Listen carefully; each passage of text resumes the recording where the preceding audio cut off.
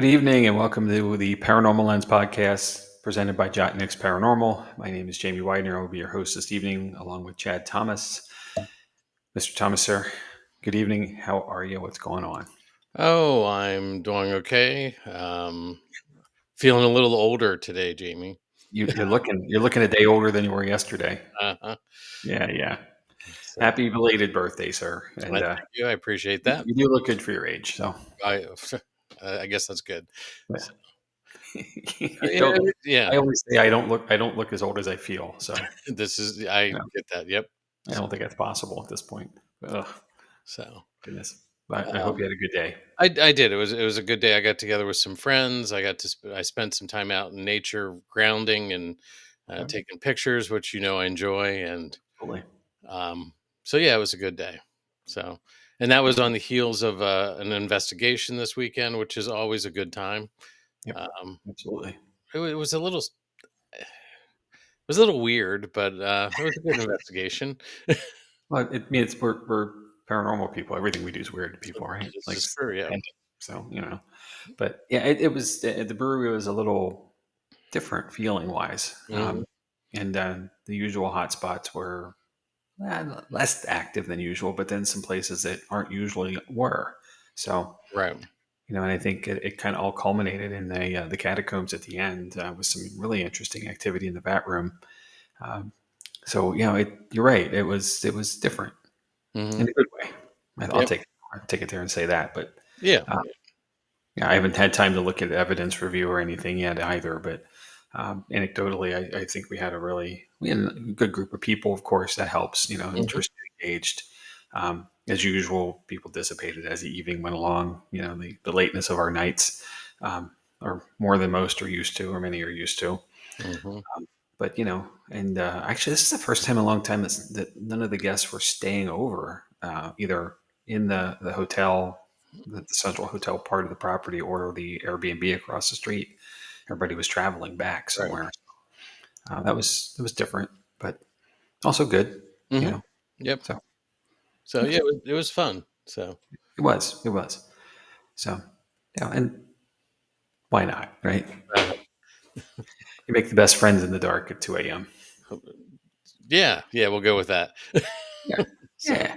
yeah, and There's when- Bert Lynch. yeah. Mhm. So All right. Well, I this is tonight is a big topic, and so I not to you know chit chat too long here, but and I enjoy keep catching up with you, but uh-huh. I think we really are here for a topic, so let's get into it. Tonight Okay. we are here to talk about the ancient Ram Inn. That's its full title, Mhm. and at one point it was just the Ram Inn when it wasn't so old, right?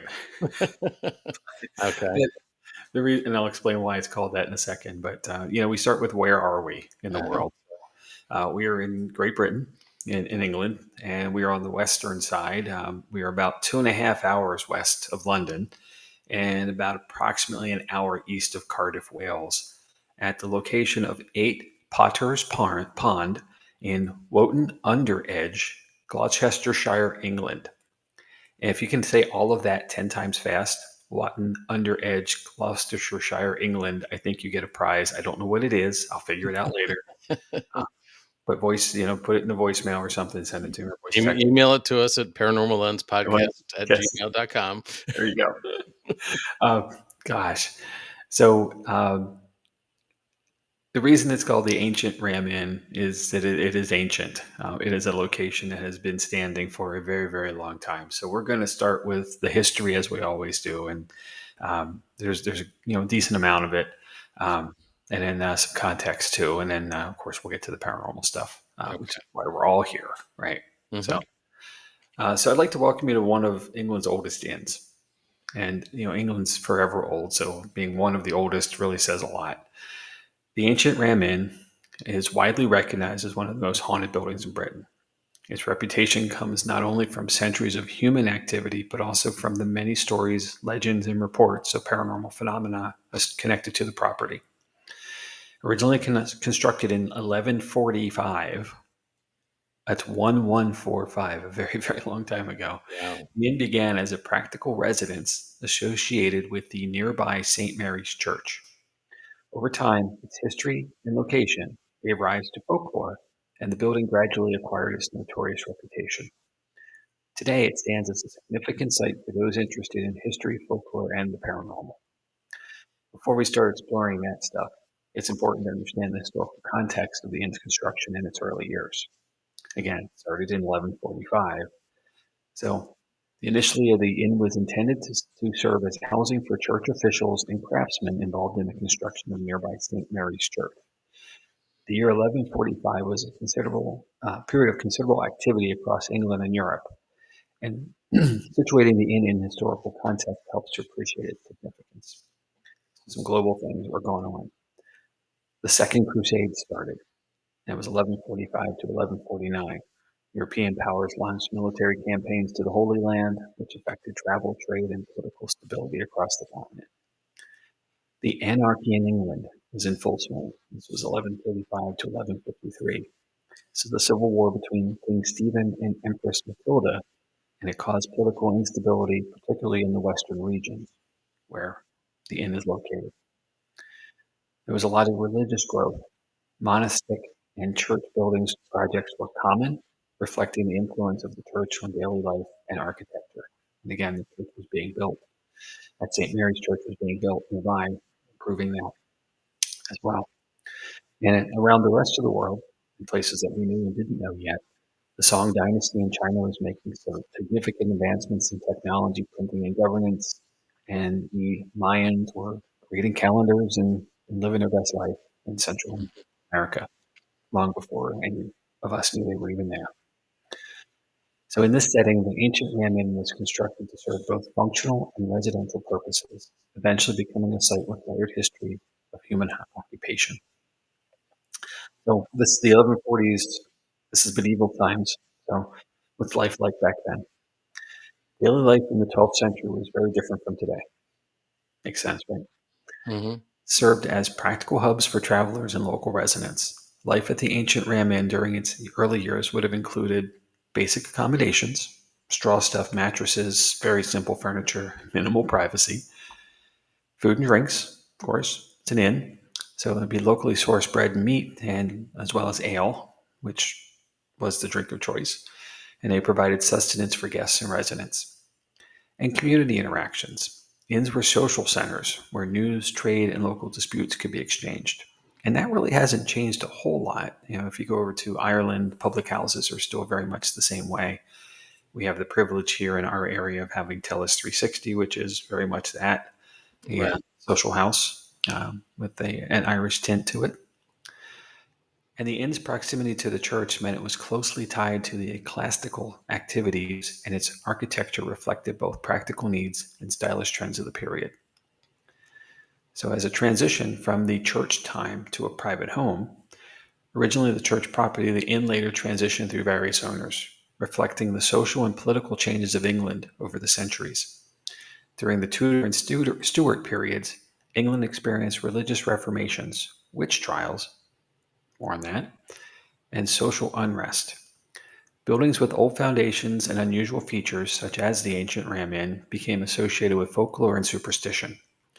By the 20th century, the inn had fallen into partial disrepair, eventually purchased by a gentleman named John Humphreys in 1968.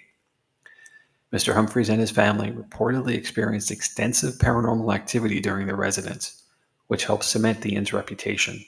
He lived there until his death in 2017, often sharing accounts of encounters with spirits and unexplained phenomena. Some of the early things. The ancient Ram Inn's paranormal reputation has roots in centuries of local stories and broader historical practices. Some of the key legends include that it was a pagan site. The land may have been used for pagan rituals prior to the inn's construction. It has witchcraft connections. The inn is linked to alleged witch trials and executions in the 16th and 17th centuries. Their remains were found, and unfortunately, they were from children. Skeletal remains have been reported, leading to the speculation of ritualistic or tragic deaths. And something we've talked about before, perhaps, but there are ley lines. Some research suggests that the inn sits on intersecting ley lines, which are believed by some to carry spiritual energy. And more on that, go back to season 1. I'm going to say episode 12 or 13. These stories combine to the building's reputation as a site of mystery and supernatural interest. So that leads us to paranormal stuff, right? I hope so. I hope so, right? Well, there's enough. Don't worry. So, some of the claims. Over the years, the ancient Ram Inn has been associated with a variety of supernatural phenomenon. There's a witch. A female spirit is believed to be connected to a historical execution. There's a demonic presence. Reports of dark, oppressive entities and physical interactions. A succubus. Descriptions of a malevolent entity reportedly interacting with male residents or visitors. There are children spirits. Some are associated with historical events, while others may reflect local lore. And our favorites, poltergeists and shadow figures. Unexplained movements, noises, and apparitions are frequently reported. These claims have been reported by residents, visitors, investigators, contributing to the inn standing as a major site of paranormal interest. Let's get into some of the specifics. Certain areas of the inn are frequently cited as particularly active. The witch's room is the first. This is associated with an executed witch. Visitors report a sense of dread and unexplained activities.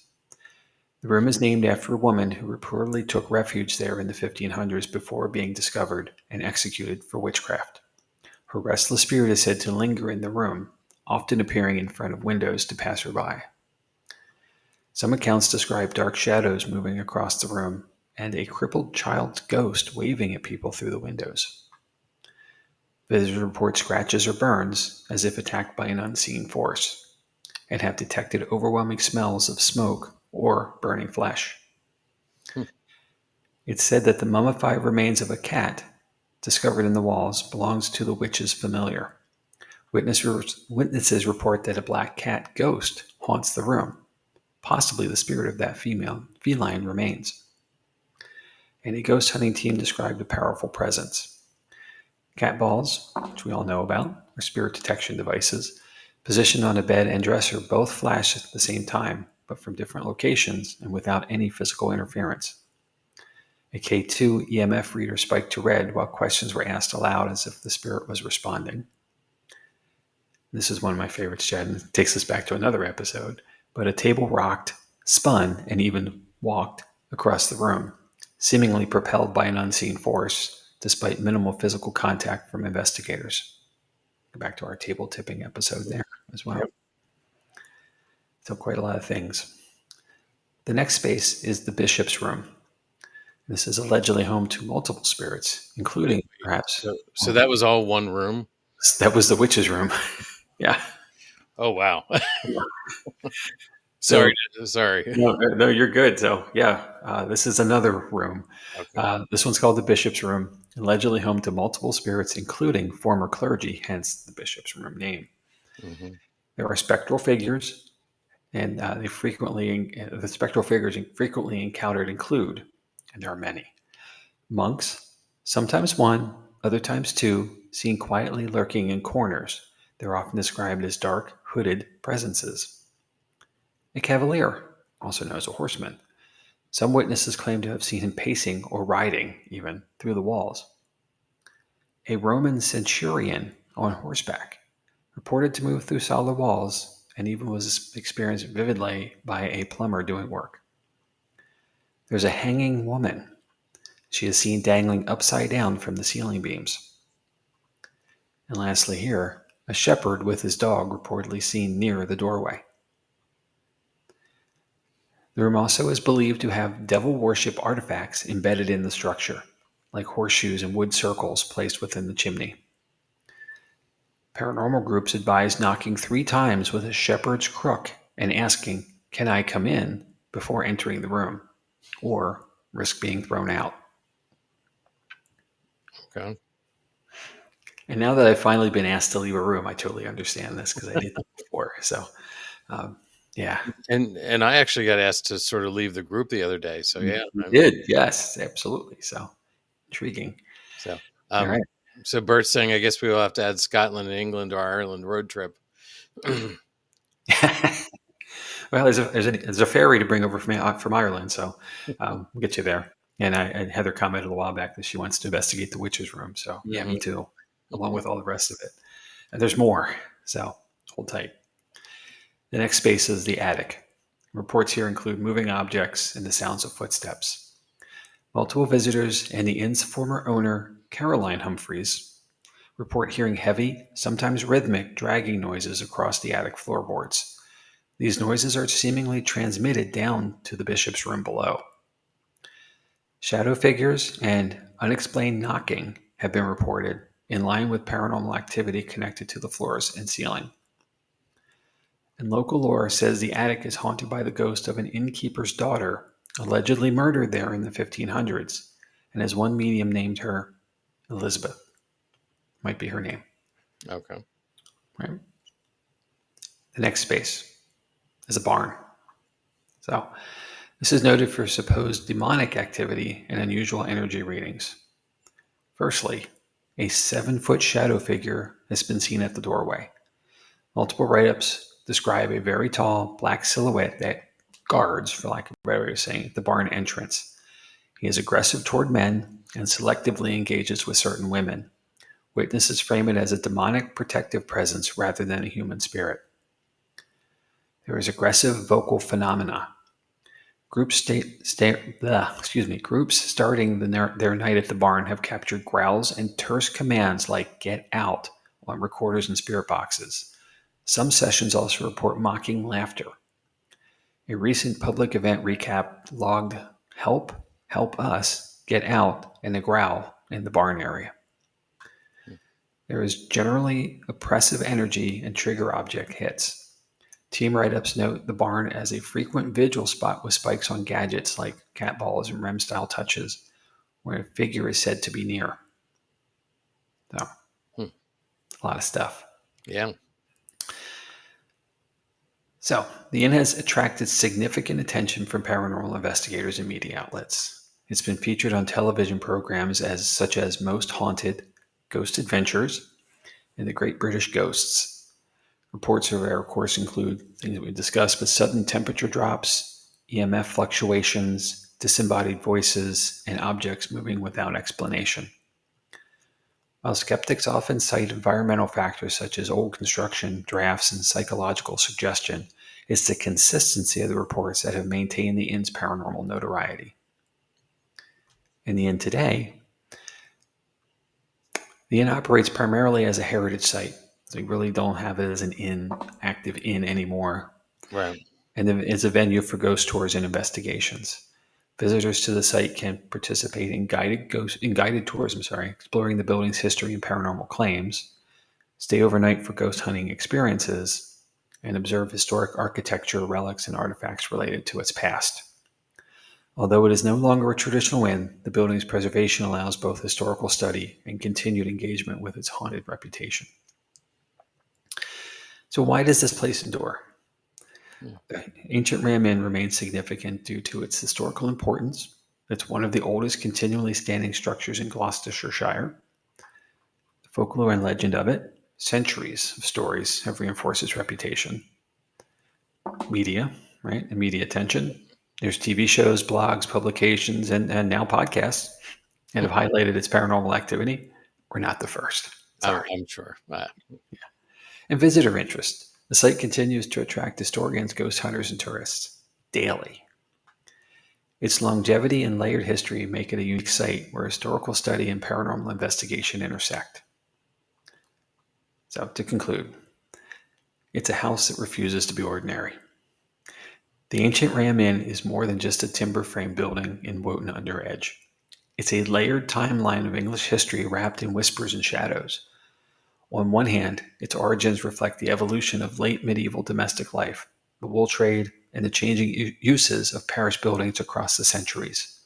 On the other hand, the inn has become a magnet for tales of restless spirits, demonic encounters, and inexplicable phenomenon that have captured the imagination of ghost hunters and storytellers alike.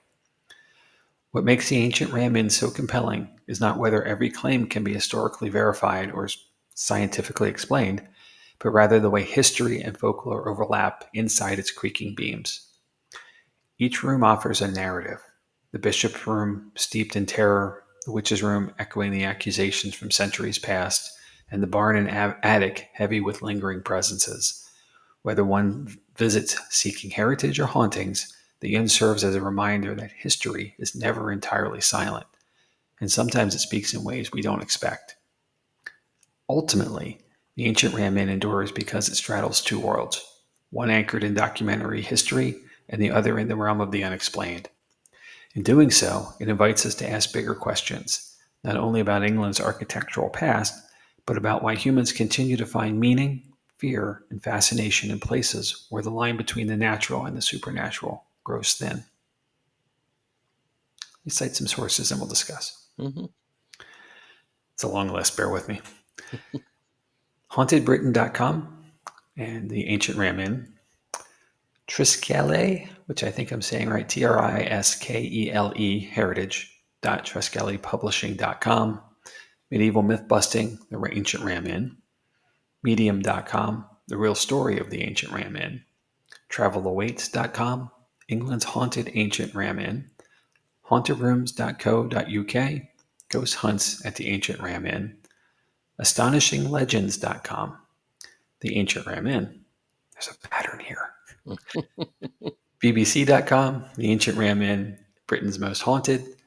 ExploringGB.co.uk, the Ancient Ram Inn haunted building.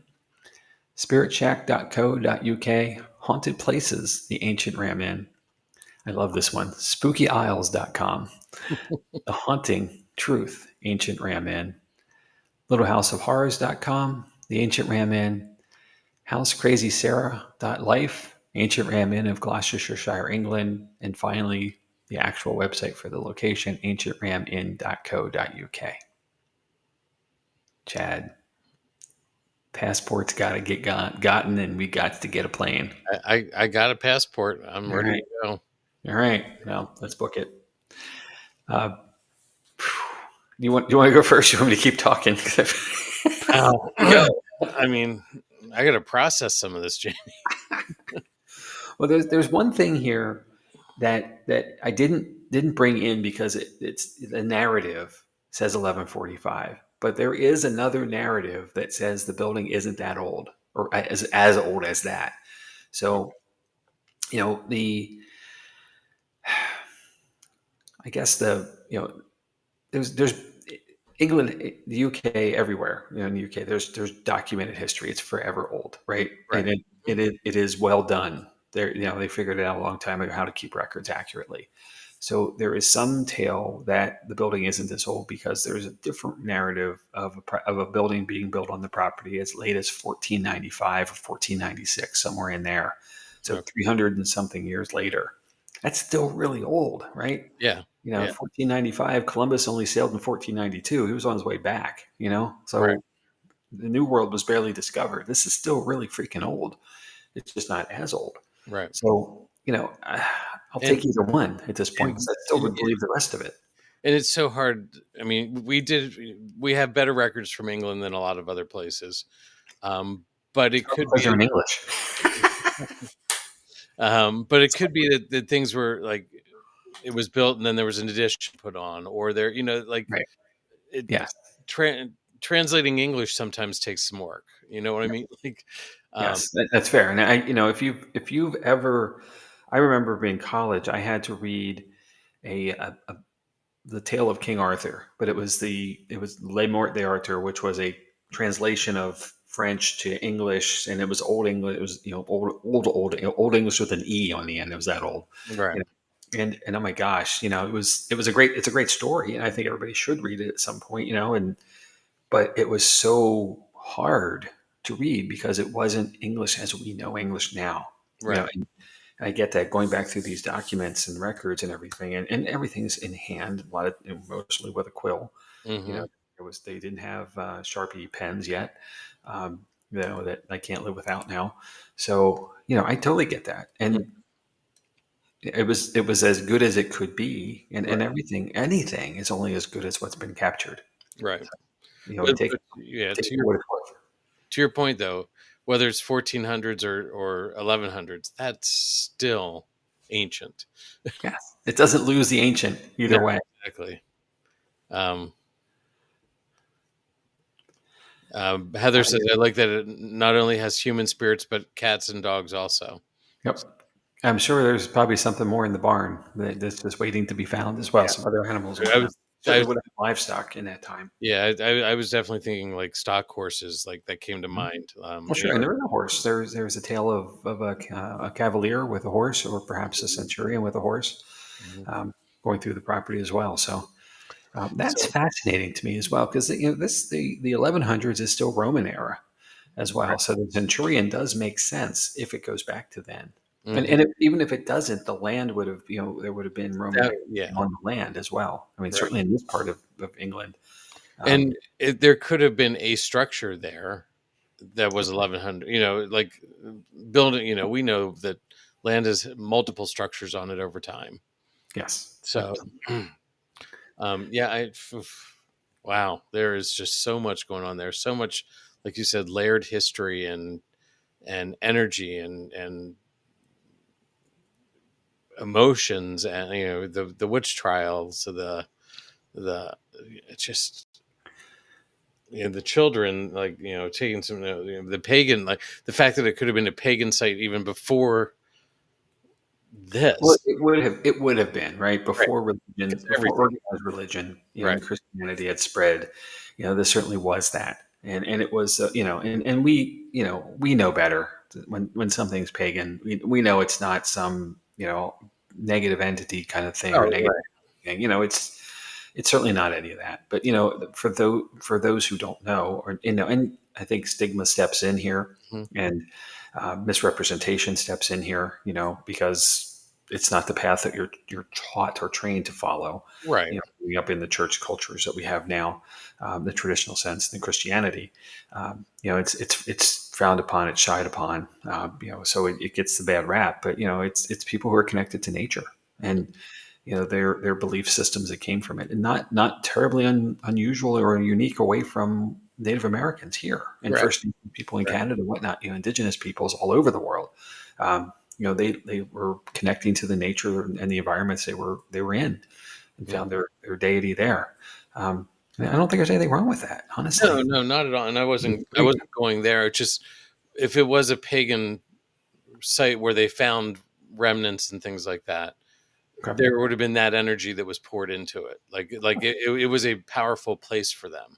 And that's what we find with some of the Native American. Yeah, Native American things are everywhere here because that's who settled. Yes. But when we come to like where we find their religious artifacts, there's just so much more energy and strength there, I think, than the day to day trails, the hunting areas, the other settlements. So it's just there's like I said, it's just that whole stone tape theory, like that energy is just there. Yeah. So and this is a wooden structure, Yeah, it is. a wooden structure with a thatch roof, like Yep. so. I'm Well, sure that would have there's an image of it, back to the pictures, there's an image of it being about 3 inches off the road, you know, as well. So, it's standing still with modernization being inches away from it. And it's more than 3 inches. I'm kidding, right, but it is literally right there. There's like no like sidewalk, so, as trucks and everything else rattle by, and I don't know that um, the town is overly busy, but it certainly isn't unpopulated either. So there's definitely mhm. traffic passing through. Yeah. Um, This picture, I'm seeing the picture in my preview screen, and it is like 3 inches. It's it not. looks like 3 inches at least, yeah. Uh, but I can speak from here where we are, and in the town I grew up in Columbia, PA. Mhm. There was the state road, Route 441, had come through town, directly through town, and made a hard right turn at Locust Street and Third and Locust, and went down along the river. And for those who enjoy Turkey Hill dairy products, it's made here, very very close by to us. And those trucks pass through my community every day, and they had been doing so for a very long time. Mhm. There became a landfill in that area as well. And therefore, the big trucks with the roll off dumpsters and such would come through, and buildings literally, the foundation of buildings that are on that route were literally getting crumbled. by the friction and vibration of those trucks on a regular basis. Not to mention cars and other things, but Right. so the point of we moved the route out of town. We actually built a bypass and right along the river route to get that traffic away from the core of the municipality Hmm. and to preserve those structures because one of them was Hinkle's Pharmacy, Hinkle's restaurant now, Right. um, which is one of those landmark locations that everybody in this area knows about. And their foundation was stacked rock, so it was literally coming apart and having to be supported every couple of years. So I can say that from here, and that's something that was built like in the early 1900s, Right. not something that was built in the 1100s or even the 1400s. Well, I and can only imagine what that's like there, and it's amazing. That's my point, and I'm gonna get there. right. It's amazing to me that this place is still standing at all because of that transition of us in modernization.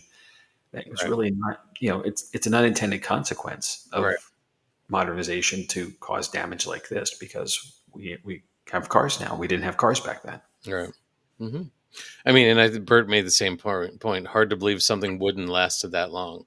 Yes. So, and again, looking at some of these pictures, it was definitely built in phases.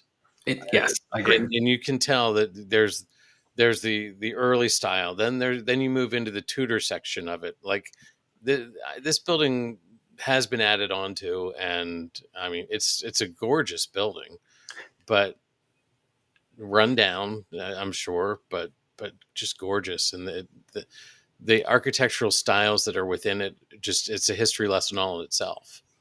Yep, So, absolutely.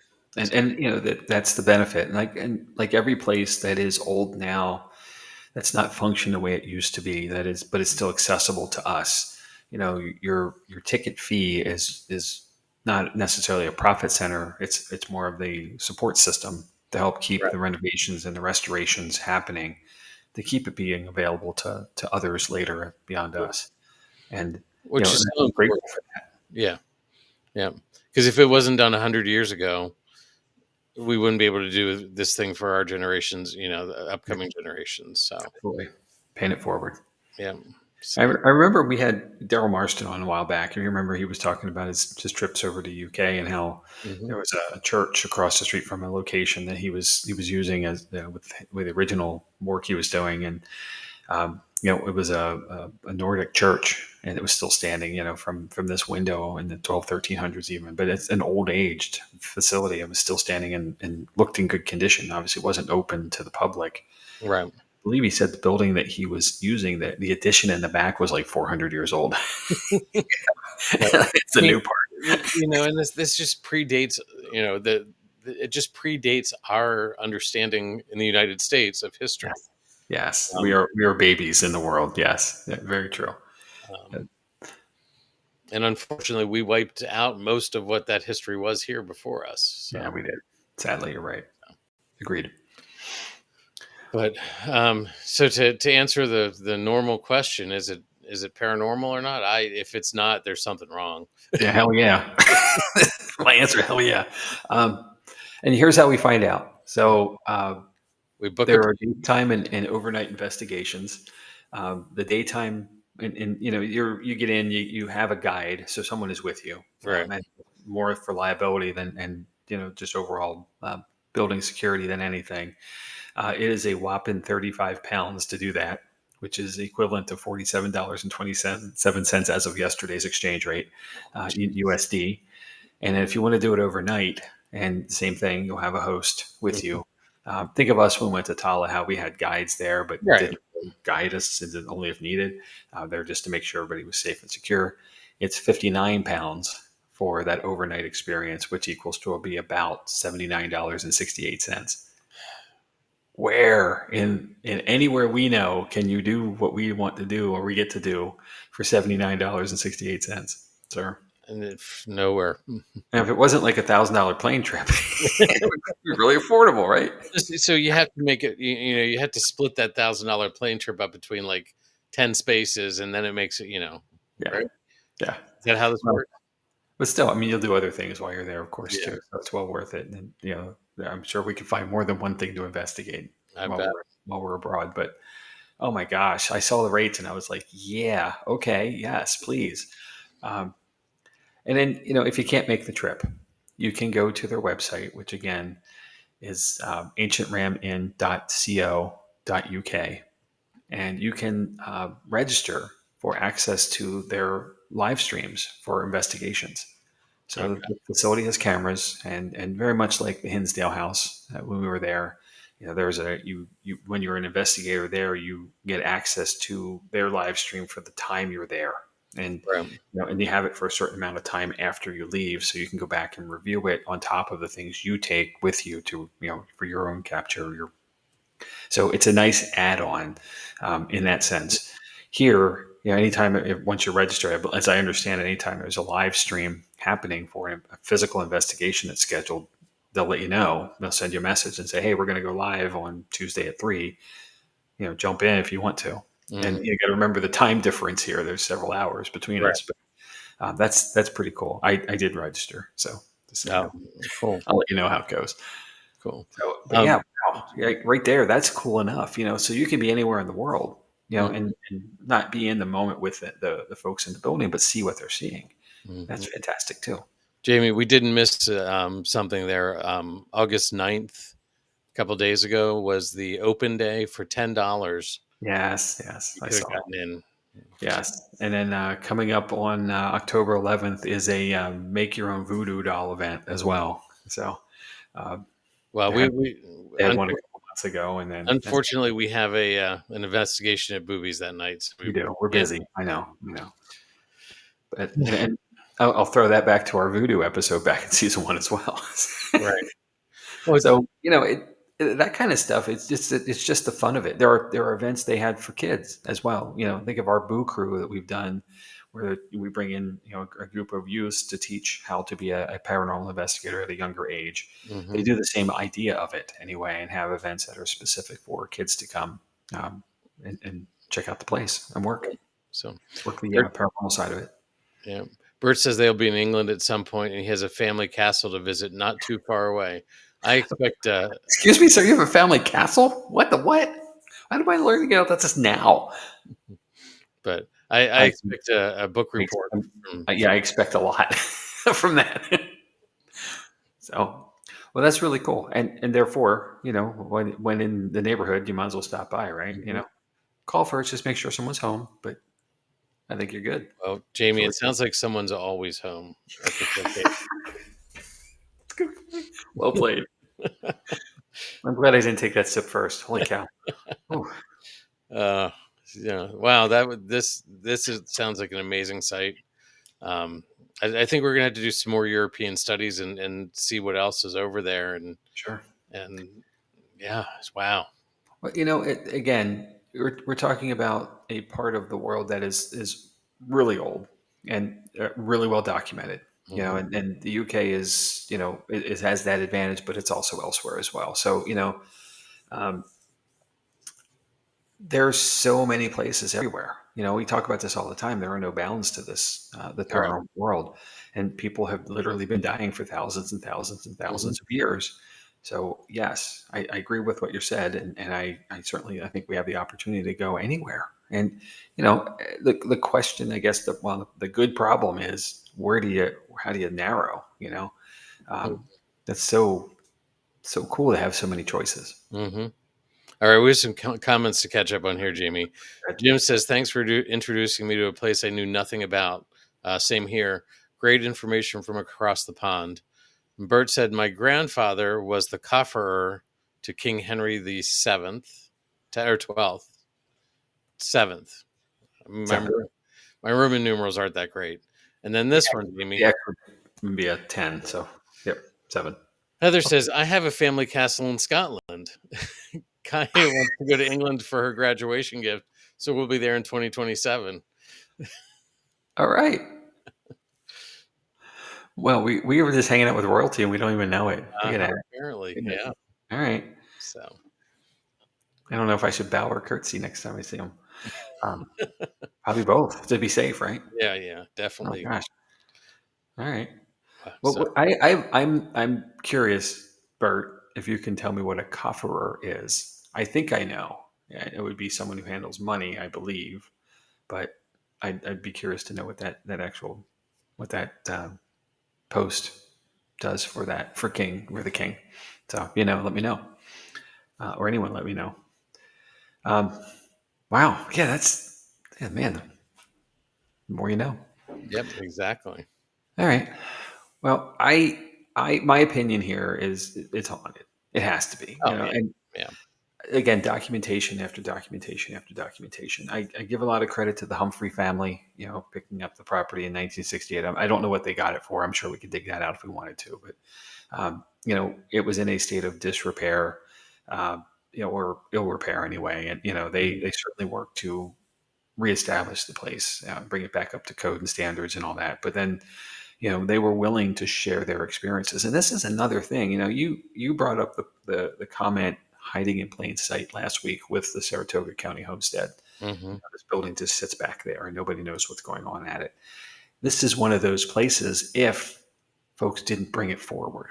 Right. And to your point about other things, I'm positive to say this, that there are many, many, many others there in the UK, and of course everywhere here. We're not, wherever you are, it doesn't matter, whatnot. Um, they're out there, and they're just waiting to be discovered, and they all have a tale to tell, and that's fantastic. And Yep. that's the stuff that excites me, Mm. about the field. It's just we will retire before we ever see it all. Mhm. Well, I'm sure Heather feels this too. We'll be like, I'll be driving somewhere, and I'll be driving, and I'll just look at a house, and I'm like, there's a story there, or that's haunted, or there's something going on there. Um, so I'm sure Heather gets that, and probably Bert too, and I'm sure a lot of people get that. Mhm. Sure. Um, And we tend to see the places that look like the Adams family house, right? And think, oh man, oh yeah, that place. But then you have a place that's such an unassuming property like the Doss house over in mhm. Loretto, PA. That doesn't have that classic haunted house look about it, but Yeah. it's an active, highly active location that just wows you. Mhm. So, you're right. And without knowing anything more, the intuition and sensitivities that individuals have really is a good starting point, Right. unless the documentation is there and it's being presented forward. But so many times people live with stuff and like, if you don't mess with me, I won't mess with you. Mhm. You kind of have a coexistence that Mhm. just keeps going and going and going. So Speaking of the Doss house, Jamie, you know how it looks like run down and haunted because it looks run down. yeah, that's fair. Okay. Unfortunately or fortunately, depending how you look at it, their insurance company is making them paint it, so it will not have the rundown look. I Wow. talked to Shauna at the bash, and she said, "Yeah, Okay. unfortunately," because I pulled up the picture. I'm like, "Yeah, I drove by," and she's like, "Yeah, they're making us paint it. We're just trying to figure out what color scheme to go with." They almost want to go all black just to Right. Yeah. It fits. but anyway, Bert did say it's like a treasure. I see that. Yep. Um, Very cool. And Heather commented here, absolutely.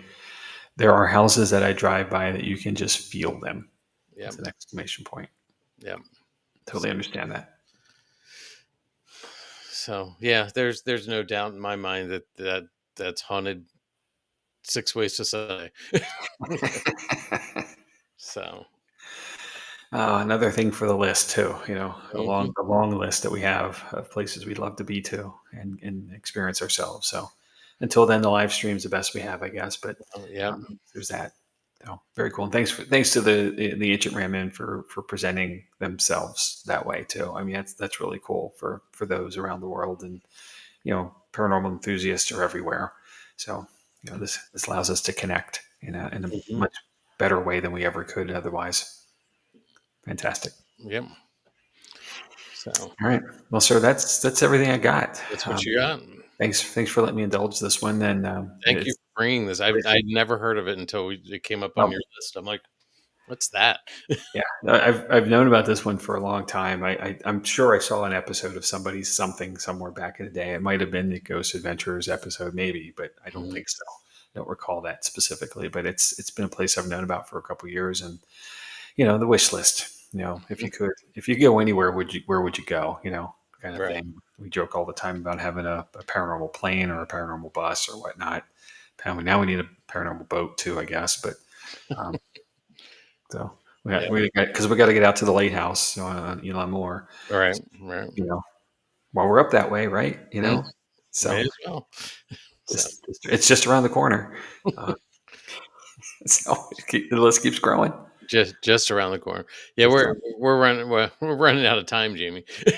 I know. Well, I keep having birthdays, right? So, Gosh. All right. all What's right. Speaking of running out of time. Yep. Let's move on. All right. So upcoming episodes for us next week. I'm sort of excited about this one. Huntings in History at Ford's Theater. Everybody knows about the Abraham Lincoln assassination there. Did you know about the other traumatic event there where over 20 people lost their lives? I do not. Okay, well, let's just tease that one a little bit then. Okay. More to So come. more to come next week. The week after that, we're going to have two guests with us, Jeffrey Tolbert and Sean Dixon. I'll have a little bit more information on that in a second. Following that, we're going to do the Paris catacombs. Jamie's going to tackle the secrets beneath the City of Light. The weekend after that, or week after that, weekend, weeks, whatever, it's all running together. Todd and Carmela with 222 PIR are going to join me. Jamie's probably going to be away. I mean, if you can sneak I on, am going to be away. Whether I'm available or not is in question. I will be right? traveling that day. So we'll see if you can sneak in. That'd be great. If not, Todd and Carmela and I'll have a great conversation, I'm sure. Yep. But great. It's just noting that it takes two to replace me while I'm away. Well, yeah, yeah. It took two last time with Steve and Chris from. Um, oh gosh, I'm drawing a blank on the group, but down Steve Dills and Transcend. Chris Godwin. It took two to replace me there too. Just saying. Just Yeah. saying. So, so It doesn't. how many people are you going to have on when I'm gone, Jamie? I don't think we can do this without you. Anyway, we'll keep moving here. September 23rd, Ghost of China's Forbidden City. We're trying to get something in there during Chinese Ghost Month. And then moving on to the Mysteries of Mount Shasta. So, Wrapping up September strong on that one. yep. So September 2nd, we're gonna have Jeffrey Tolbert, who's the assistant professor of American Studies and Folklore, along with Sean Dixon, who is a PhD candidate in American Studies at Penn State University. They are doing a research project that is pretty interesting, focusing on supernatural beliefs, paranormal investigation, and the ways folklore takes shape in popular culture. And Sean is researching supernatural vernacular religious expression and how sociopolitical identity shapes the construction of belief. Wow. So this could be a pretty deep conversation, Jamie. It will be. I think it will be. Absolutely. I'm really excited. We known this was coming, right? Hmm. But I was excited from the start of it and the idea of them coming to join us. And as we've had really good conversations, not pretty good, really good conversations with both as they have attended our events and engaged with the guests there on our team. But, to really hear more from them, they ask a lot of questions of us and let us do a lot of talking, right? Hmm. They do a lot of data capture, information capture. But now to hear their side of this, where they're at with everything, and ask them questions back, Hmm. I'm really excited for this one. So It should be fun. don't miss this one. It's going to be great. So, um, and speaking of our events for Yeah, Jotniks, September 27th is the next time we're going to be at the brewery. Only 19 tickets left at this point, so they're probably going to be sold out by the time we hit that week. Then we move into spooky month because we're already in spooky season. it's always spooky season. We're going to When move into paranormal ends. the 11th and the 18th of October. We have public investigations. For the 18th, which is our last investigation before Halloween, we only have 14 tickets left for that one. Yep, it will So, go quickly as well. yeah, that one will probably get sold out pretty early. Then we have November 8th and December 6th. So we're going to round out the year there. Yep, Um, and so grab tickets while you can. Want to make sure those investigations happen. So when we hit our minimum numbers, Yeah, well, just exciting things going on at the brewery with things. Yeah. Um, Just remember too, Mountjoy is more fun when you sleep over, it and there are is. accommodations on site that you can choose from. Yep. So you don't have to go far, and you certainly don't Mhm. have to go home after. Right. So, And there are privates available if you want to do private investigations. I've had two people reach out to me this week about it, and I've pointed them towards Melissa. yep.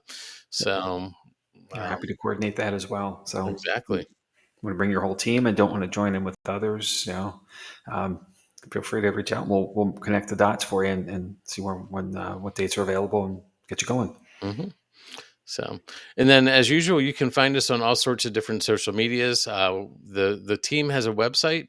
It's up and running. It's jot dash nixparanormal.com. Um, that's up and running. We've got some cool things there that we're working through.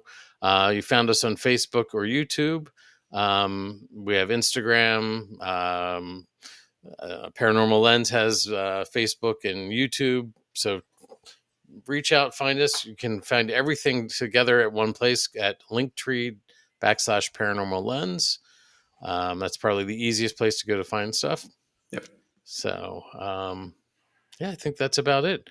And what do you have to wrap us up here, Jamie? Any final thoughts? Yeah, just the usual thank yous, for Mhm. first of all for the let me cover this topic tonight, but for everybody for joining us. We really appreciate the support and the feel that everybody gives us with these episodes. It really helps us to know our own path, the right path. But if there's something you want us to cover, we're more than willing. We certainly do listener submissions.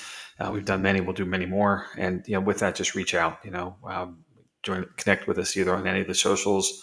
With respects to what you'd like to see. If it's something that's personal, we might be able to get you to come on with us as well and tell us your story. Yep. So we're more than willing. We self-produce, obviously. Um, sorry. But with that, we can move that schedule you saw earlier around. The only thing that's set in stone is the September 9th episode or second episode with Dr. Tolbert hmm uh, and his assistant Sean there. So we otherwise we can move and we will if we need to. So happy to help, happy to engage, and let us know how we're doing as well. Drop us a comment, drop some stars if you can, if you wish. The goods, the bads, the uglies, what you're thinking of how we're presenting. Lets us know what path we're on, whether it's good or not. hmm I'd like to think we're giving our best, but if we can do better, we'd like to hear about it. So let us know. Definitely. So that's it, huh? Yeah, Okay. that's it. All right. Woo-hoo. Oh, and look at this. Ah, Bert says this is his favorite podcast. I told you last week, Bert, the check is in the mail. All right. It's slow. Just give it time. Oh my. So Thank you. It's appreciated. yeah, we do appreciate that. All right. So I got some closing thoughts here, Jamie. Go. Yep. So the shadows of the ancient Ram Inn refuse to fade, reminding us that history and haunting walk hand in hand. Until next time, stay alert, stay respectful, and stay curious. Good night.